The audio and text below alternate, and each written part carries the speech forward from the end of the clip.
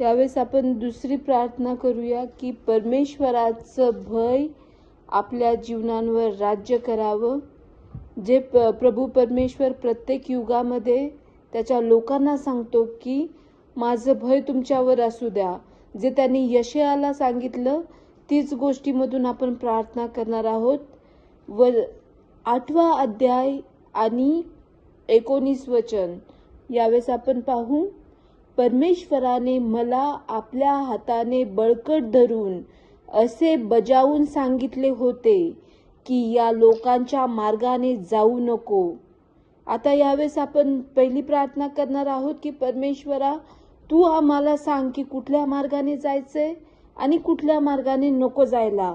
तर यशायाला कुणाच्या मार्गाने जाऊ नको म्हणून सांगितलं, तर जो आहाज आहे, जो उज्जियाचा पुत्र आहे, आहाज राजा जो आहे त्याने जो मार्ग धरला त्या मार्गाने आपण जाऊ नये यासाठी प्रभू परमेश्वर आपल्याला सांगतो.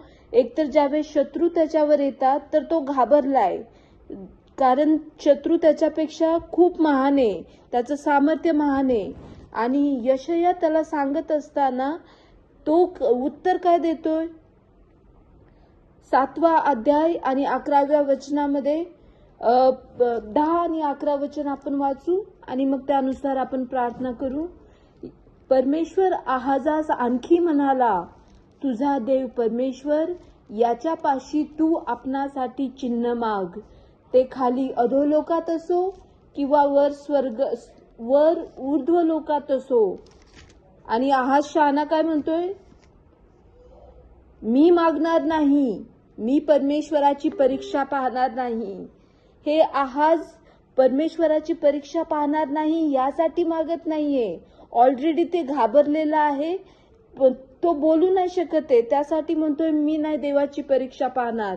आणि 16वा वचन आणि त्याचा उर्वरित भागातून आपण ही प्रार्थना करणार आहोत. ज्या 2 राजांच्या भीतीने तू घाबरा झाला आहेस त्यांचा देश उजाड होईल असं प्रभू परमेश्वर म्हणतोय.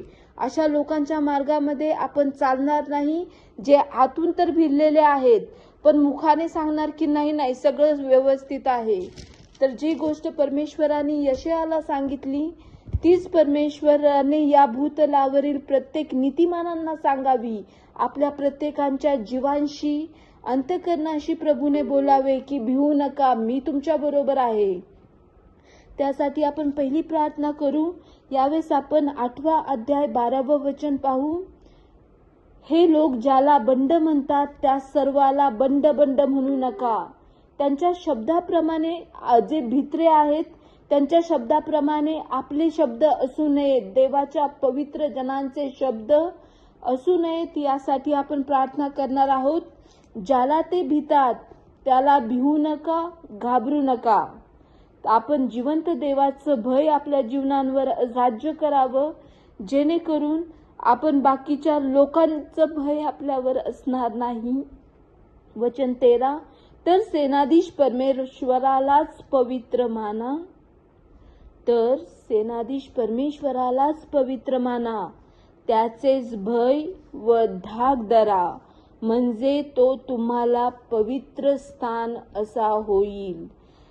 ह्या भूतलावरील आताची मंडळी असो किंवा फ्युचरमध्ये जितक्या मंडळ्या प्रभू परमेश्वर प्रभू येशू ख्रिस्त पुन्हा येईपर्यंत जितक्या मंडळ्या होतील त्या प्रत्येकांसाठी आपण ह्या वचनामधून प्रार्थना करणार आहोत की लोकांचं भय, दुर्जनांचं भय, वैऱ्यांचं भय ख्रिस्ताच्या मंडळीवर असणार नाही.